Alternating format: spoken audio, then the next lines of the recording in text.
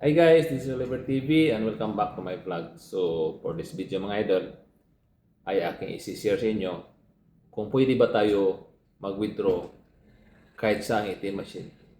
So, kahit sa ATM machine mga idol, pwede tayo makapag-withdraw. Kaso nga lang, mayroon pong charge o bayad kapag tayo ay nagwi-withdraw. At kahit na magbabalance inquiry tayo mga idol, mayroon ding bayad po. So, depende po yun sa bank kung magkano yung bayad sa kada withdrawal at saka balance inquiry. Hindi po kasi pare-pareha yung mga charges ng mga bangko mga idol. Depende po yun sa mga bangko mga idol. Hindi po pare-pareha yung mga charges o bayad ng ATM machine kapag tayo ay mag-withdraw sa mga ATM machine nila. So, mas mainam po mga idol kung ano yung card mo, doon po tayo mag-withdraw para maiwasan yung mga charges o yung bayad kapag tayo ay nag-withdraw or nagbabalance inquiry. So, sana may naitulong ang video nito mga idol. See you on my next video and God bless.